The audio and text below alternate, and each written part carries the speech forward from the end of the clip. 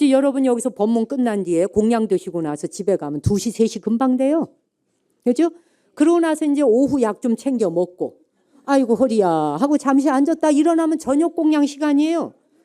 그래서 이제 한 숟갈 또 잡수고 약 좀 챙겨 먹고 그럼 TV 봐야 돼요.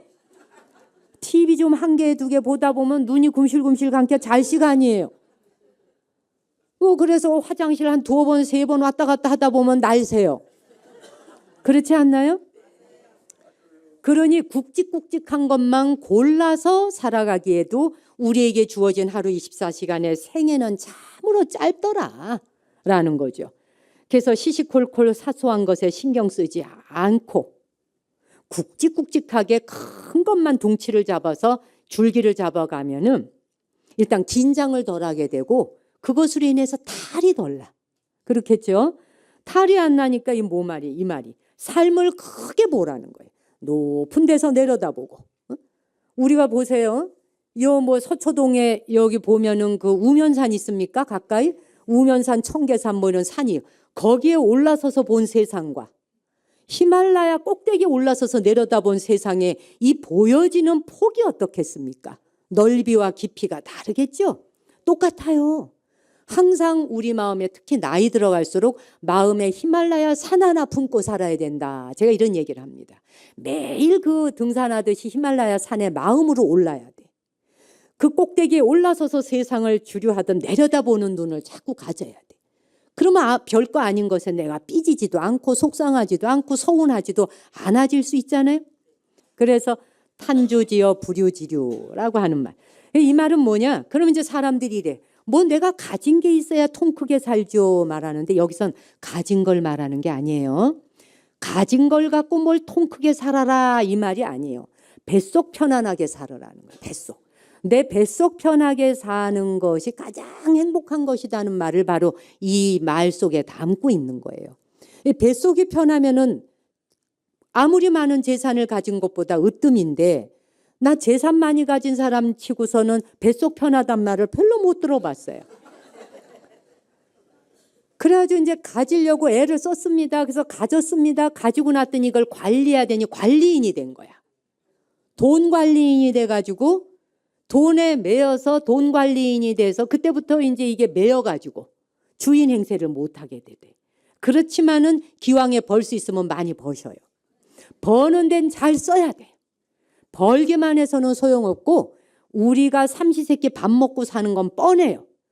예, 그저 자기 식구와 가족들 교육하고 쓰는 데 비용을 제외한 나머지는 다 환원해 보면은 환원해 놓으면 어떻게 되느냐. 우주간에 자기 삶의 조상 대대로 자손 마음대로 부유하게 살게 돼. 나누고 베풀면. 그죠? 어쨌든 뱃속이 편안해지면은 통이 커지는 거예요, 이 사람이. 그렇죠? 그러니까 옛부터 마음 크기를 가로 한치, 세로 한치, 방촌이라 그랬어요. 그렇죠? 가로 한치, 세로 한치 딱 사각형 하면은 그게 방촌이에요. 네. 요 구들장 요거 하나 요렇게 방촌. 근데 그 방촌이라고 하는 건 뭐냐? 마음보. 우리 마음보, 심보 잘 써라 그러죠. 마음보라는 게 뭡니까? 남을 대하는 마음 자세가 마음보거든요. 다른 사람 대하는 심보가 마음보예요. 마음보. 마음보를 잘 써라. 근데 우리가 이 마음보를 잘못 쓰면 어떻게 돼? 별거 아닌 일에 자꾸 속이 뒤틀려. 응? 삐지고 뒤틀리고. 요게 뭐냐면 마음보 자체가 자리를 못 틀고 앉았는 거예요. 응? 이 공간이 없어요. 그래서 요 마음보는 우리 신체 구조 안에 어디에 위치하고 있느냐? 바로 배꼽 밑에 단전에 붙어 있어요. 요 마음보가. 그래서 숨 들이셔라, 숨 내쉬어라, 호흡, 삼매. 모든 수행의 시작과 끝은 호흡으로 돌아가 호흡으로 끝내. 그 자리에서 의심, 의구심도 일어나는 것이고 그곳을 후들러 파는 거죠. 그렇죠? 마음보가 그 배꼽 밑에 딱 거기에 가로 세로 한 치씩 해서 딱 거기 붙어 있다. 그 단전을 잘 쓰라는 얘기예요. 그 마음속이 넓으면 배를 삼키고도 남을 거대한 그런 이 고기가 그 안에서 논인다는 거죠. 그런데 마음보가 그 공간이 없으면 어떻게 돼? 옛날에 그런 말 하죠. 밴댕이 소갈 딱지. 밴댕이만 있는 게 아니라 밴댕이에 소갈이 붙고 딱지가 붙어요 거기. 이 말을 잘 풀이하셔야 됩니다. 밴댕이는 내장이 아주 조금밖에 없죠. 예, 그래서 밴댕이 같다면 알맹이가 없어 이런 말이거든. 뭐 어디 마음 주고받을 데가 없어. 넌 왜 이렇게 속이 뒤틀려 있니? 라고 하든지 뭐 이런 말 하잖아요. 이렇게 마음보에 가서 공간이 또 하나가 차지하고 있어야 물고기가 와서 논일 정도가 되고 배를 삼킬 크기가 되는데 밴댕이 속 아래 딱지가 되니까 아무것도 가서 들러붙을 게 없어. 지 자신의 말도 안 들려 남의 말은 더더군다나 안 들리는 거죠. 그게 신경쇠약이 오는 거예요. 신경쇠약이라고 하는 건 삶 자체를 크게 볼 수 없고 크게 받아들일 수 없기 때문이에요. 그러니까 사소한 것에 매달리니까 신경줄이 점점 쇠약해지죠. 신경증이라고 하는 건 증세잖아요. 증. 근데 신경쇠약은 약이 따로 없어요. 거기서 오는 약은 뭐예요? 마음 편하게 가지세요. 이게 약이에요.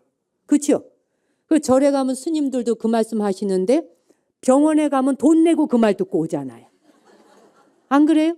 네, 돈 내고 편하게 마음 가지시고 서두르지 마시고 천천히 그냥 가세요. 예, 알았어요. 돈 왕창 주고 그러고 오시더라고. 상황을 크게 멀리 보라는 거예요. 그리고 수용하라.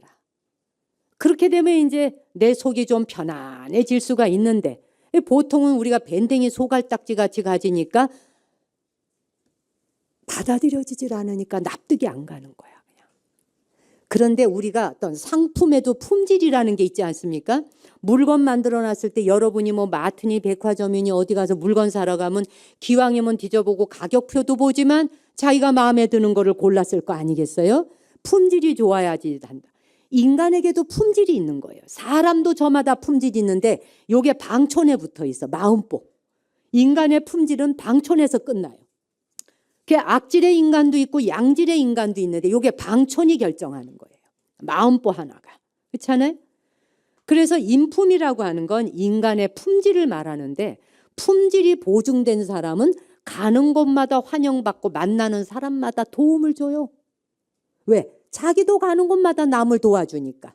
도울 수 있는 한 최대한 도움 주니까 자기가 어려울 때도 남도 또 도움을 주는 거예요. 그래 만나는 인연마다 자기에게 도움을 주죠. 내 품성에 품위를 매기는 것은 바로 나 자신입니다. 인품을 가다듬는 일은 내 마음가짐에 달려있는 거예요. 어떻게 내가 인품을 가다듬어야 할까? 인품을 가다듬는 건 내 마음가짐에 있는데 옛부터 그것을 시줄과 날줄을 바로 세우는 것과 같이 마음을 바로 세우라 이랬거든요. 시줄 날줄을 바로 세워라. 이게 뭔 소리겠는가? 무슨 소리냐? 인품을 가다듬으려면은 인품을 가다듬고 인품이 좋은 사람 옆에 가면 나만 좋은 게 아니라 주변도 다 좋아요. 그렇죠? 인격 좋고 인품 좋은 사람 곁에 가면 그 사람을 알고 지낸다는 것 자체가 영광인 경우가 있잖아요. 근데 경우에 따라 내가 저 사람을 안다는 게 수치스럽고 부끄러워 도망가. 눈 마주칠까 봐. 그렇죠? 이게 자기 품격이에요. 그 품격은 어디서 나와요? 방촌, 마음보에서 나와. 외우셔야 돼요. 마음보. 예, 요거 잘 따라오셔야 됩니다. 그러니까 인심 좋고 인격 좋고 인품 좋은 사람 주변에는 주변 사람까지 다 좋아요. 하나 더하기 둘은 셋이다라고 말하지만 입적하신 숭산 스님께서는 제자에게 그런 말씀하신 적이 있어요. 하나 더하기 둘은 제로다 이렇게 말해서 공이다. 제자가 어이가 없잖아요. 아니 스님 그게 무슨 말씀이세요? 초등학교 다닐 때 산수 안 배우셨어요? 하나에서 둘을 더하면 셋 아닙니까? 라고 하니까 스님께서 그래 누가 나한테 사과를 하나 줬다. 하나의 사과를 먹었어. 그랬더니 그 사람이 보더니 2개를 더 주면서 더 잡수시오 해서 2개를 또 먹었어. 하나 먹고 2개 먹었더니 어디 갔느냐? 3개 먹었는데 싸그리 없어지지 않았느냐. 응? 그런데 그 사과를 먹고 에너지 기운을 마음보를 어떻게 쓰느냐에 따라서 무한대로 혜택을 줄 수가 있고 사과를 하나 더하기 2알에서 3알을 먹었는데 지 먹고 그냥 배가 부르니까 어떻게 성질 많네. 배부르니까 짜증 많네. 아니 자기 배 부른 걸 왜 남한테 짜증 내겠냐. 이게 마음보가 결정하는 거거든. 학교에서는 하나 더하기 2은 3이라 가르치지만 불법문 중에선 선의 세계에서 하나에 2 더하면 1개 먹고 2개 먹고 그 힘과 에너지를 어떻게 쓰느냐에 따라 무한대로 펼쳐진다. 이런 계산법으로 살으라는 거예요. 안 그래요?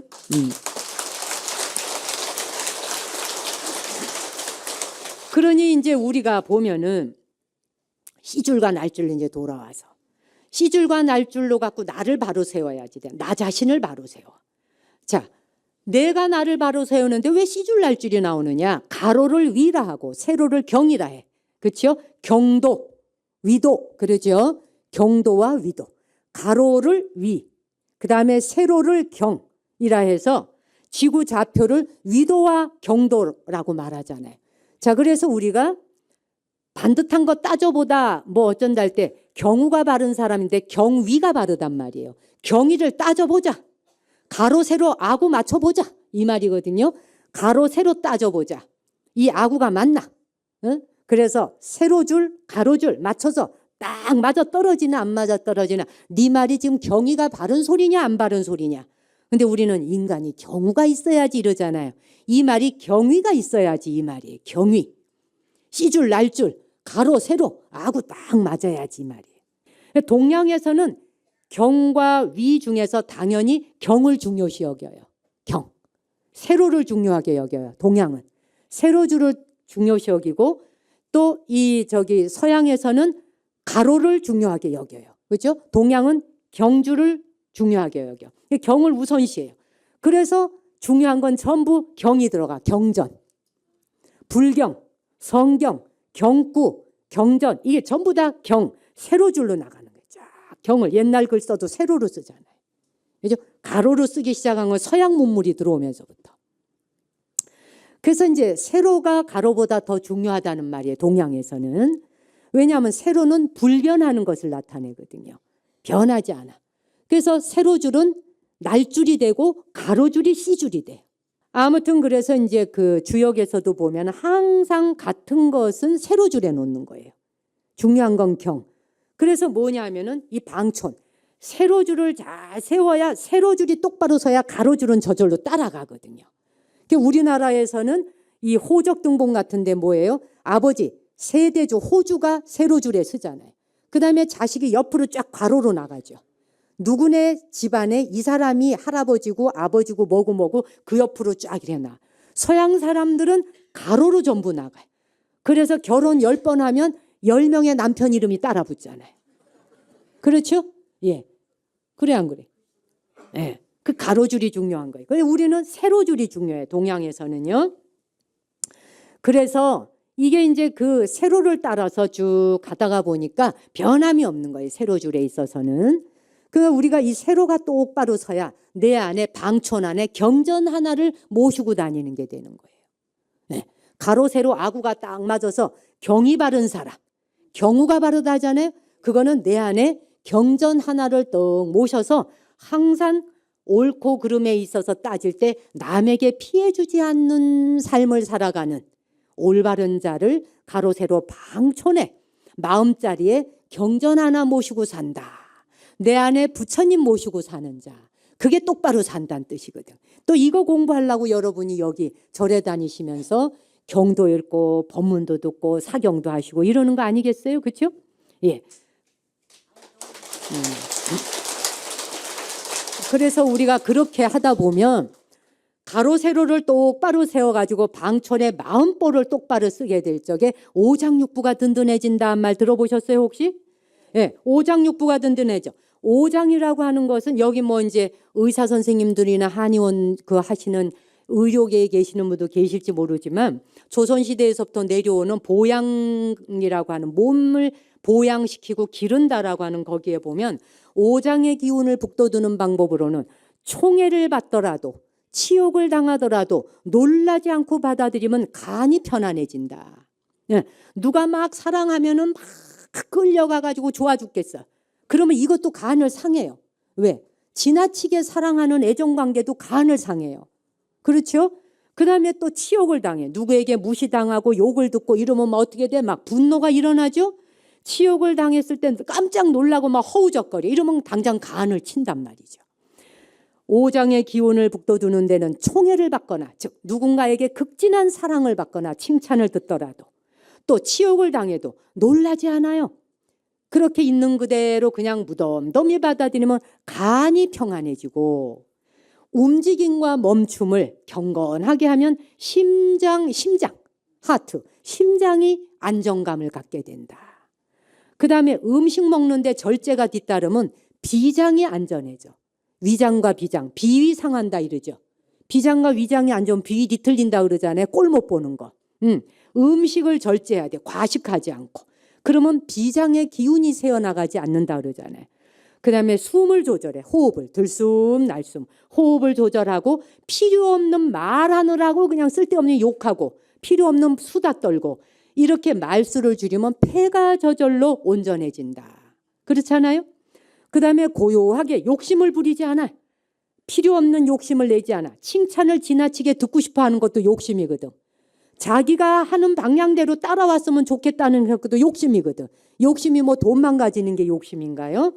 다른 사람의 사랑을 질투하고 시기해서 내가 빼앗고 싶은 마음도 이거 전부 다 욕심이거든. 이런 욕심을 줄일 때 콩팥, 신장이 안정된다. 아시겠어요? 예. 그러니 간, 심장, 비장, 그 다음에 폐, 그리고 콩팥, 신장. 요 5가지 오장이 튼튼해지려면 심기 안정감 가져라. 즉 방촌이 안정돼야 된다. 마음보. 아시겠죠? 예. 그래서 간이 건강하지 않은 사람은 눈이 어지러워서 눈 안광이 흔들리잖아요. 안광이 없어. 눈에 빛이 없어요. 눈이 흐리멍텅해지면 내가 간에 좀 위험하구나. 스스로 자기 거울 보면 알아요. 노인이 되어서만이 아니에요. 노인이라도 기도하고 수행하면서 정신 똑바로 차리면 눈에 안광이 번쩍번쩍해요. 눈에 호랑이 빛처럼 빛이 나야 되거든. 이게 신심이거든요. 응? 부처님의 말씀하신 대로 살아가면 걱정할 게 뭐가 있겠어요? 못 살았어도 살라고 노력하다 보면 눈에 그냥 빛이 번쩍번쩍 나는 거예요. 뭐 그까짓 거 나이 먹는 게 뭐 중요하겠어요? 나이는 저절로 먹는 건데. 안 그래요? 그 다음에 폐의 기운이 없으면 어떻게 돼? 살이 마르잖아요? 빼짝 마른 사람이잖아요. 그냥 날씬한 게 아니라.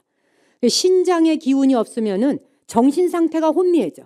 지금 현대를 살아가는 사람들이 정신질환을 많이 앓는 이유가 신장, 수기가 따뜻하지 않아서라는 거예요. 배꼽 다 내놓고 다니니까. 신장은 항상 덮어주라는 거거든. 이게 물기운이거든. 물이 냉각수가 되고 차가워지면 온전한 기운이 돌아가지 않아요. 그래서 정신 이상자가 많아질 수밖에 없는 거예요. 그 신경정신과가 돈을 제일 많이 벌게 된 이유도 이 상황에 온 거예요. 도대체 이게 사람 사는 세상이라 말할 수 있어요? 그냥 마구제비로 사람을 죽여요. 뭐 인간이라 말할 수도 없는 행동을 얼마나 합니까? 이게 전부 오장육부가 제자리에 있지 않아서예요. 이 전부 뒤틀어져서 그렇다 이거예요. 근데 특히 우리의 정신 상태를 관장하는 것은 콩팥, 신장이에요. 신장이 모든 것들을 걸러내는 작업하잖아요. 걸름망이 좋아야 순환이 잘 되지 않겠어요? 신장은 물로 이루어져 있어요. 그렇죠? 이 물이 항상 따뜻해야 돼요. 근데 물이 얼음처럼 차가우니까 밑이 차가워 아래가. 그러니까 제정신일 수 없어진단 말이에요 우리가. 그다음 비장. 비장의 기운이 떨어지면 어떻게 돼? 이빨이 들떠요. 잇몸이 들뜨고 이빨이 쑥쑥쑥. 아무것도 씹을 수가 없습니다. 머리카락 숭숭 빠지고 이거 전부 비장이 관장하거든요. 길을 고르게 해야 된다는 이야기예요. 그렇게 길을 고르게 하면 어디가 안정된다고요? 방촌, 마음보. 예, 마음보를 어떻게 쓰자고요? 배를 삼키고도 남을 만큼 크게 쓴다. 그 안에서 고래와 상어 같은 거대한 물고기가 놀 만큼. 시시껍절한 것엔 신경 쓰지 않는다. 아시겠죠? 별거하는 것에 신경 쓰지 않는다. 아시겠죠? 예, 그래서 우리가 한 생애를 사는 동안에 인생이 참으로 짧아요. 이 짧은 생애를 사는 동안에 마음보 하나만 대보살처럼 써도 인생이 평탄해지는데 그거 쓰는 게 잘 안 돼요라고 하는데 언제 써봤나요? 써보지도 않고 안 된다고 하고 써보시란 말이에요. 한 번 써보기 시작하면 얼마나 재밌는지. 한 번 쓰기 시작하면 안 쓰기가 어려워요. 보살마하살의 마음은. 여기 오면 보살님 소리 들으시고 거사 소리 듣잖아요. 아니 거사님과 보살이라는 말 들으면서 보살과 거사처럼 행동하지 않을 것 같으면 그 이름값에 대해서 빚지는 거잖아요. 전부 빚쟁이가 되는 거예요. 마음보를 크게 쓰는 거. 제가 끝으로 참 그 이야기 하나 해드리고 이제 마무리해야 되겠네요. 거기 이제 그 해리 리버맨이라고 하는 폴란드 사람인데 102살이에요. 102살 되신 그분이 이런 얘기를 했어요. 나는 젊지 않다는 걸 압니다. 그러나 나는 나 자신 늙었다고도 말하지 않습니다. 나는 다만 102년 동안 성숙했을 뿐입니다. 성숙이라는 것은 연륜과 함께 오는 것입니다. 성숙은 연륜과 함께 오는 거거든. 나이 먹는다는 건 늙었다. 늙은 거는 벼슬이 아니에요, 여러분. 지금 애도 늙어요. 세월 가면. 누구에게나 닥쳐오는 일이에요. 그러니까 이건 벼슬이 아니죠. 훌륭할 것도 없죠. 그래서 나 자신이 젊지 않다는 것도 알고 나 자신이 늙었다고 말하지 않는다. 그러나 나는 102살 동안 성숙했을 뿐이며 성숙이라는 것은 연륜과 함께 오는 것이다. 이 말은 내가 몇 년이나 더 살 수 있을까 이걸 생각하기보다 내가 오늘 하루 어떤 일을 더 나눌 수 있을까를 생각하고 사는 게 불자예요. 응? 그래서 우리가 나이 들어간다고 하는 건 젊은이에게 희망을 줘야 합니다. 나도 열심히 살아서 언젠간 아버지처럼 엄마처럼 나이 들어가고 늙어갈 때, 할머니 할아버지처럼 나이 들어갈 때 내 늙음도 저렇게 아름답고 멋있어야 한다. 응? 여러분을 보는 것만으로도. 응. 그래서 연세가 드신 분들의 모습을 바라보는 것만으로도 젊은이들에게는 늙어가고 싶음을 기다리게 만들어야 돼요. 신도님들이나 누가 봐도 내가 꼬부랑 노스님이 되어서 늙어서 법문을 못할 지경이 된다 해도 나의 늙음이 신도님들 앞에 법다워야 되지 않겠어요? 응? 여법해야 되지 않겠어요? 그 마음은 누가 지녀? 지가 가져가야죠. 누가 마음 뽀가. 아시겠죠? 지금 오늘 제가 여기 와서 보니 연세가 꽤 많으신 어르신들이 많으십니다. 의식이 또렷할 때, 내 생각이 안전하고 온전할 때, 내 죽음이 닥쳐왔을 때 난 어찌하겠노라 하는 이야기를 유서도 미리 써놓고 유언도 미리 하시고 법적으로 공증도 해놓으세요. 그게 똑똑하고 현명한 겁니다. 네. 지금 우리는 100세 시대를 살게 되었고 인류가 137억만 년이라는 우주 역사 속에 이런 모양새를 가진 인간 형태를 가진 우리의 이런 모습으로 살아온 인류가 5억 년밖에 되지 않습니다. 우주 역사에서 보자면 어린아이 수준인 거죠. 5억 년 동안 살아오는 우리의 이 몸뚱이를 가지고 살아오면서 인류가 100세 시대를 살 수 있는 것을 처음 맞이하는 일입니다. 단 한 번도 이렇게 살아본 적이 없어요.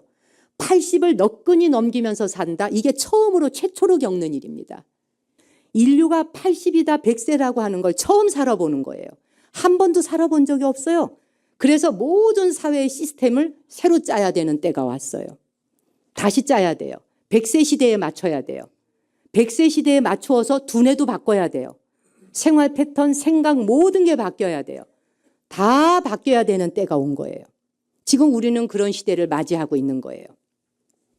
제가 조금 전에 남덕이와 빌보기 이야기를 했습니다마는 남덕이와 빌보기하고 이 빌보기처럼 남의 재산이나 남의 복을 빌려서 쓰고 있는 우리가 한 생애를 사는 것이 의술이 발달하다 보니 100세를 살 수 있도록 생애가 길어졌다. 지금 우리 세대는 100세이지만 지금의 10대 아이들, 여러분의 손주 나이 10대 아이들은 영생을 살 가능성이 있습니다. 말하자면 1000년을 살 수 있는 시대가 열린다는 이야기입니다. 그럼 어떻게 사는 게 1000년을 사는 시대가 열릴까? 지금 우리가 와 있는 4차 산업시대가 바로 영생의 길을 열어주는 것에 일주문 열린 거예요. 쉽게 말하면 영생을 사는 게. 우리는 지금 100세 시대 사는 거 가지고도 이 난리를 치잖아요. 그리고 2050년이 되면 전 세계에 대한민국이 노인 인구 국가 1위 국가가 된대요. 네. 그리고 노인은 늘어나고 아이들은 태어나지 않습니다. 자, 노인은 늘어나고 아이들은 태어나지 않고 시집장가 가는 것을 이제는 별로 원치 않고 혼자 사는 젊은 청춘 남녀들이 늘어납니다. 여러분의 자녀들이 결혼하고 싶어 하지 않습니다. 그거는 지금 시대가 어디를 향해 가는지에 대한 걸 보여주고 있는 거예요. 우리는 그거를 말하자면 통찰의 눈으로 바라봐야 합니다. 세상이 어디를 향해 가고 있는지를 과거에 걸어왔던 길을 갖고 쳐다보기 때문에 과거에 우리가 살아왔던 기억을 가지고 살기 때문에 걱정하고 한숨 쉬고 염려하고 큰일 났다, 끝났다. 하나가 끝나야 새로운 시대가 또 열리는 겁니다. 인류는 그렇게 발전해 왔던 거예요. 발전이라는 말하고는 다르지만 변화해 온 거예요. 우리는 그런 변화의 물줄기를 우리가 막을 수 없습니다. 그렇잖아요? 그래서 우리는 계속 진화해 가기 때문에 2050년에 대한민국의 노인 세대 1위 국가가 되고 아이들이 없는 나라. 우리만 그런 게 아니라 전 세계가 아이가 점점 줄어듭니다. 이렇게 테러를 하고 이렇게 난리를 치는데 애를 낳아서 뭐 하겠나 싶지 않겠습니까? 고통스러운 사바에 뭐 때문에 아이를 낳겠나 싶어지니까 점점점 아이를 안 낳게 되죠. 자, 이렇게 아이를 낳지 않고 결혼을 하지 않고 노인은 늘어나고 이렇게 가는 것이 이제 인류가 이 시대와 우리의 삶이 완전히 바뀌는 세상이 온다는 것을 알려주는 거예요. 지금의 10대 아이들은 우리와 완전히 다른 세상을 살 거라 그랬잖아요. 몸뚱이는 사람 몸인데 우리처럼 살지 않는다 그래요. 그 호모사피엔스에 보면 그런 내용이 있잖아요. 예. 이제 인류는 영생의 시대를 연다는 겁니다. 예. 그러니까 300년 살 건지 500년 살 건지 1000년 살 건지 이제 수명이 막 늘어납니다. 이 수명이 늘어나는 데는 제가 오늘 여기까지는 이야기 못하지만 시간 관계상 수명이 그만큼 늘어난다라고 하는 것은 거기에 제일 중요한 핵심이 되는 것은 수명이 늘어나려면 뭐가 빠져야 되냐? 감정이 빠져야 됩니다. 우리 무상계에 나오는 무상계에서 그죠? 무명으로 인하여 무명식 쭉 나오죠. 그 다음에 수, 느낌, 그죠? 인간이 느낌이라고 하는 거, 감정, 느낌. 요 감정과 느낌이라고 하는 것 때문에 생사 거래를 계속 하거든요. 죽고 태어나고 죽고 태어나고. 그런데 다음 차세대, 이 인류가 진화해 나가는 그 다음으로 나가는 진도 나갈 적에는 감정 뺀다는 겁니다. 호모사피엔스의 이야기에서는. 감정 빠진다. 감정이 필요 없어진다는 거예요. 감정 없는 인류가 인간이 만들어져요. 그게 뭐예요? 로봇이에요. 감정이 없어. 아무튼 그러다 보니까 지금 우리가 80세, 100세를 살게 되었는데 그래서 아이가 태어나지 않고 노인 세대로 가는 걸 우리가 한숨 들이쉬고 내쉬면서 걱정할 필요는 없다. 무엇인가를 향하여 계속 인류는 변화해 가고 있다. 그냥 우리는 그 변화의 물결을 바라보며 우리는 우리 스스로 할 일을 하면 된다. 자, 그러면 이 인류가 진화해 오는 데는 세 가지를 통해서 진화해 와서 머리, 가슴, 손, 요 세 가지. 머리와 가슴과 손 세 가지를 가지고 인류를 진화시켜 왔는데 우선 간단하게 머리를 봅시다. 머리가 또 세 가지로 진화해 왔어요. 두뇌. 요즘에 뇌과학이 발달했죠? 이제는 우리가 상상하는 것 이상으로 뇌과학이 발달해서 깨달음이 뇌 안에서 어디서 일어나는지까지 다 발견해 놨잖아요. 뇌는 세 단계로 발달해 왔습니다. 첫째는 파충류 뇌에서부터 시작합니다. 우리 모두에게 파충류 뇌가 있어요. 요 뒤에 뇌간서부터 해서 파충류 뇌로 시작할 때는 파충류 뇌가 하는 일은 뭐냐? 본능입니다. 먹는 거, 종족 보존하는 거. 생식 기능과 먹는 거 요 두 가지만 하면 돼요. 그러니까 뇌가 클 이유가 없죠.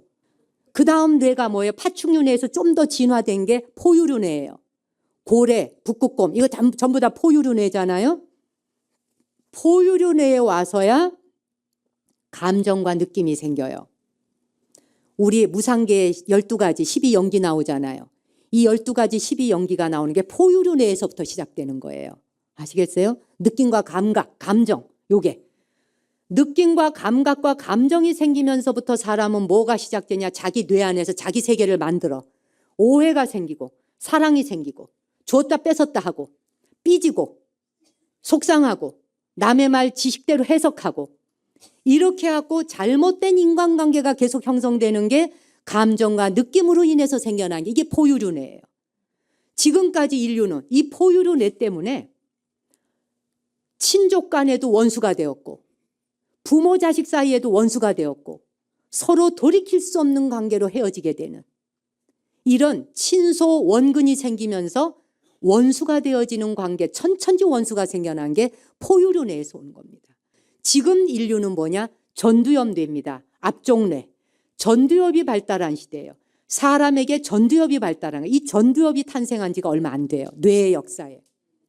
말하자면 지금 뇌과학이 이토록 발달하게 된 것은 바로 전두엽에 대한 연구입니다. 이게 지금 우리의 화두이자 과제이고 숙제예요. 전두엽은 이타심의 뇌예요. 타인의 삶을 다른 사람도 나와 같이 깨달음을 완성할 수 있도록, 그가 그의 삶을 행복을 완성시킬 수 있도록 하는 데 써먹는 뇌가 전두엽이에요. 지금 이 전두엽이 발달했고 전두엽이 최상승으로 발달하기 위해서 만들어내고 있는 게 바로 AI, 알파고. 인류가 진화해 가면서 가진 모든 것들을 지금 발달시켜가고 있잖아요. 그래서 구글이 실리콘밸리에 연구하고 있는 브레인들이 모여서, 머리 좋은 사람들이 모여서 80억 인구가 먹고도 남아 돌아갈 만큼의 돈을 들여서 왜 그런 과학적 업적을 남기며 연구를 하려고 드느냐. 지금 이런 감정 가지고 있는 인간 데리고 그 다음 차원으로 넘어가기 어렵다는 거예요. 우리 자신이 우리를 평가할 때 이렇게 생각하시면 돼요. 남한테 못된 짓 하고 빼앗으려고 들 때, 내가 파충류 뇌를 쓰고 있구나. 아시겠어요? 그 다음에 감정이 벌컥 일어나고 서운하고 섭섭하고 마음이 풀리질 않아. 내가 포유류 뇌를 쓰고 있구나. 아시겠어요? 그 다음에 거기서 이해심이 커져. 이해심이 커지고 보살심으로 가면서 정말 역지사지, 저 사람에게도 그만한 이유가 있었겠지라고 하면서 이해심도 갈 뿐만 아니라 남이 성공적으로 살아낼 수 있도록 도움을 주는 보살의 마음이 일어나. 그럴 때 내가 전두엽을 쓰는구나. 지금 전두엽 인간들이 많아져야 돼요. 지금 이 시대는 전두엽 인간 만드는 세상에 와 있어요. 노인도 마찬가지예요. 내가 늙어서 이런 대접 받으려고 지금 내가 젊을 때 그렇게 살아왔나? 이거는 전부 노인 되어 가는데 어른으로서 할 생각이 아니에요. 이거 전부 수정하고 교정하셔야 돼요. 노인이 되어 간다는 것은 뭘 말하느냐? 나이를 먹어간다 하는 것은, 나이 먹어가는 건 아무 데서나 되고 폼 잡으려고 나이 먹는 거 아니더라고요. 그죠? 이놈이 어디서 어른한테, 이 말 쏙 들어갔죠? 요즘에 이놈이 어디서 어른한테 이 소리 하면 다 맞아 죽어요. 지하철이건 버스건 길이건. 모든 생명 가진 자는 위아래가 있는 게 아니라 상하관계에 의해서 어른이 애들을 윽박지르는 것이 아니라 공정한 사회, 평정해야 한다. 똑같아야 한다. 모든 생명은 존엄해야 된다. 어떻게 하다 보니 당신이 나보다 먼저 태어나서 나이를 더 먹었을 뿐이라는 거예요. 그것은 권력도 권위도 아니라는 거예요. 이걸 우린 깨달아야 돼요. 그러니 네가 어떻게 어른한테 그런 짓을 할 수 있어? 이런 소리 하면 요즘에 어른 대접 못 받아요. 공정해야 돼요. 모든 게임은 공정하자는 거예요. 요즘 아이들은요. 그냥 인간 대 인간으로 돌아가, 사람 대 사람으로 돌아가자는 거예요. 그래서 상하관계에서 내려다보는 게 아니라 불교에서 무시무종 이론을 그리잖아. 기독교는 수직관계라면, 신이 있고 밑에 피조물이 있다면 불교는 시간도 무시무종이요. 모든 존재가 무시무종. 원이 어디서 시작해서 어디서 끝나는지 몰라요. 그대가 나보다 먼저 태어났다 하지만 한 생만 거꾸로 뒤집어 보면 당신이 나보다 늦게 태어났던 거예요. 그렇잖아요? 불교의 시대관과 불교의 세계관과 불교의 우주관은 무시무종으로 놓고 볼 때 누가 어른이고 누가 애가 아니에요. 자식도 나의 한때의 아버지였고 어머니였고 스승이었어요. 존중하라는 거예요. 존중하고 귀담아 듣고 그리고 존중하면서 그 사람과 함께 성장해 가야 된다는 거예요. 이게 전두엽 인간이 하는 거예요. 이타의 뇌. 얼마 전에 제가 인터넷으로 봤는데 재미있는 이야기가 무궁무진 많지만 하나만 이야기하고 이야기 마무리하겠습니다. 그 미국에서 암 환자들인가를 무슨 돕는, 제가 내용을 정확히 모르겠습니다만 암 환자를 돕는 건지 뭔지 그들을 돕기 위해서 그 마라톤 대회가 열렸어요. 그래서 그 마라톤 대회가 열렸는데 그 마라톤 대회에 그 신경정신과 여자 의사 선생님이 그 마라톤 대회에서 막 이제 달려오는데 1등으로 오고 있었어요. 1등으로 막 달려오고 있는데 183m 정도인가를 남겨놓고 쓰러졌어요. 다리에 근육이 완전 뭉쳐가지고 더 이상 이제 뛸 수가 없어요.